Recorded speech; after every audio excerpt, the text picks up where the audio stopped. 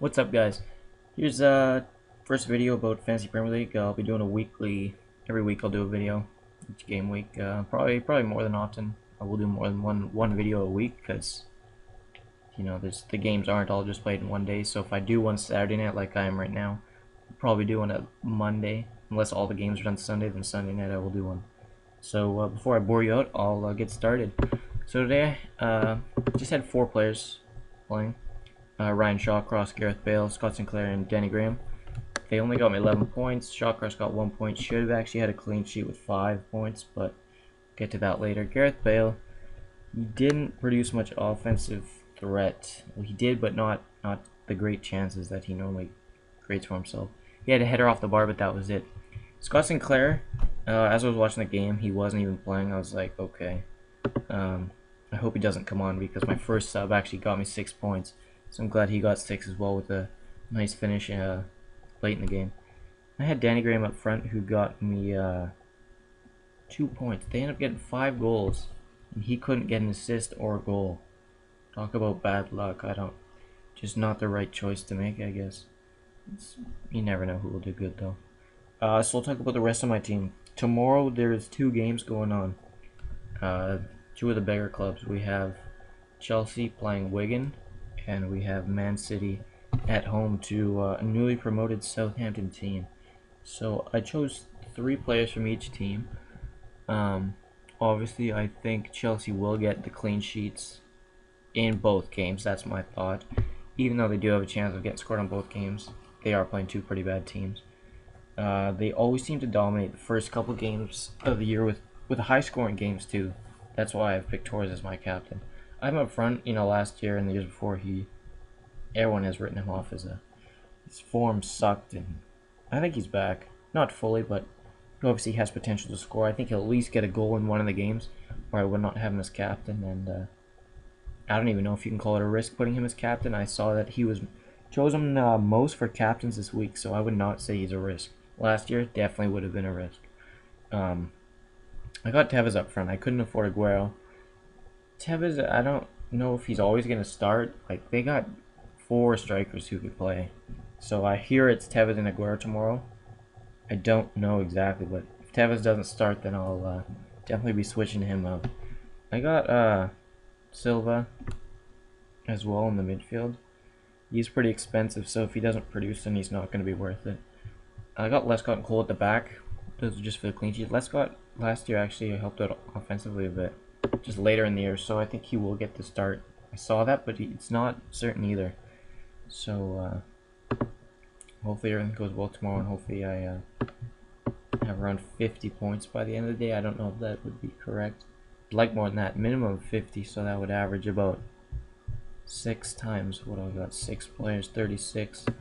That would just be 47 there. So yeah, I would be happy with around 47 to 55 or higher. Is what I like better. So now I'll move on to I don't care about my subs. Now I'll move on to the games that were played today. We had Arsenal at home to Sunderland. Arsenal dominated the game. Couldn't find a chance that was that good enough to bury. They had 1 or 2 chances where they should have finished actually, but it just couldn't happen. They started with Podolski up front with Walcott and Gervinho on the wings. Gervinho, like he looked good. He doesn't have the best controller. He didn't seem to. I don't know. He was off, or there was something. Like he was creating chances, but they just weren't quality chances.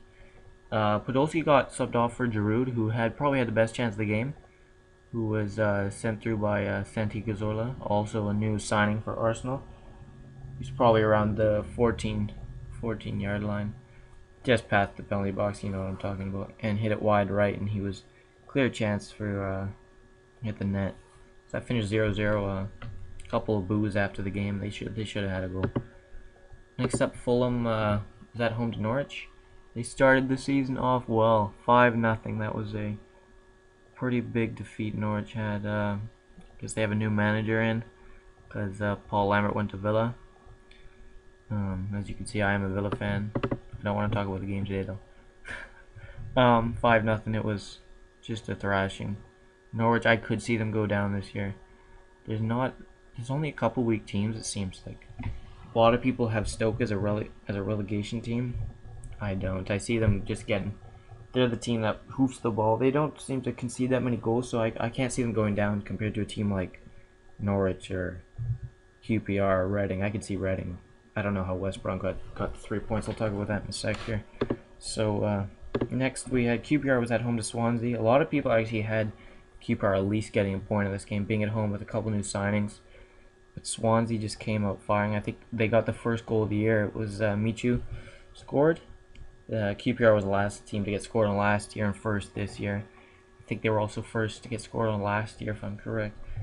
But Michu got 2, Kieran Dyer got 2, Scott Sinclair come on as a sub and got one as well. Vorm, I don't know if it was 0-0 or 1-0 for Swansea, but he made a save that would have changed the game. Like if he wouldn't have saved, it would have been 1-1 or they would have been losing 1-0.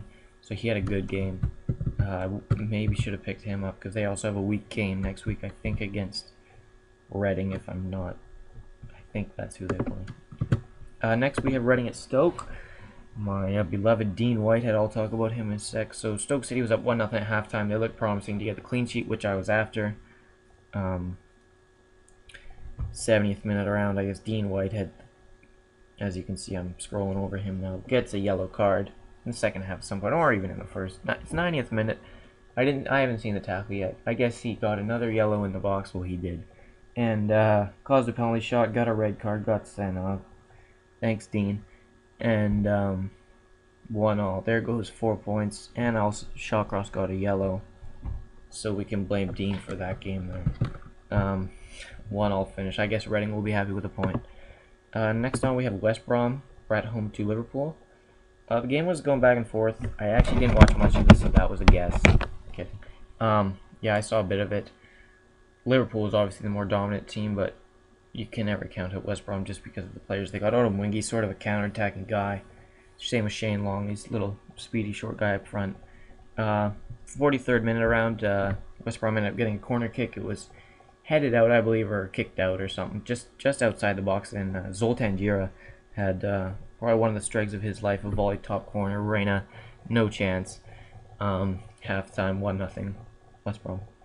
So about 55th minute, Daniel Egger, last man back, following. Shane Long actually beat him to the ball over the top and barely pushed him. It was one of the weakest penalties I've seen in a long time. But the ref's view, they had to call it because he was behind him and he did push his arm out, but he barely touched him. Shane Long went down like I don't know what to say. Like he went down. I'm not gonna say he went down like he got shot because he didn't. He just fell down very easily. So it was sort of karma when Shane Long took the penalty and embarrassed himself by having probably the worst penalty, one of the worst penalties we'll see this year. Looked like a pass just to the left side. Reina just dove that way and saved it with ease. So 10-man Liverpool subbed out Downing, brought in Carragher. Downing, God love you. You're from Villa. You were from Villa. No one likes you anymore. You left. You suck. Hopefully you have a good season. I'm kidding. So 10 minutes after that, they end up getting another penalty. Skirtle takes down, guess it was Long or Odom Wingy. I honestly couldn't tell you who it was. So yeah. So Odom Wingy stepped up, take the penalty this time, and converted. It was 2-0, and they went on from there. It was 90th minute or 85th, around there. And Lukaku on loan from Chelsea jumped up, won the header, and scored as well to make that 3-0 final. Glad I'm not a Liverpool fan today.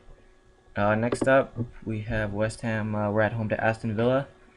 Probably one of the boring matches of the week for sure. West Ham were hoofing the ball. Villa passing around the back. They didn't create much chances at all. A questionable goal. There was an offside complaint.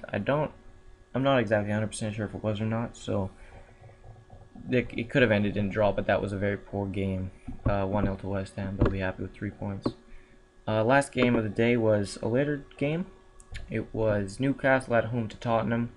0-0 at halftime, and Demba Ba hit a good side netting shot to put his side up 1-0, and it was a pretty nice finish. Brad Friedel's in net. He's probably about 42 years old or something. He looks like he could break an arm every time he dives. Defoe gets a scrappy goal. Crossed in, he wins a header, deflects or something. Saved by Cruel. Drops down. He ends up kicking it on about the 2-yard line, hits the post as well and goes in. But that's Defoe for you. He just hits it and hopefully it goes where he wants it to.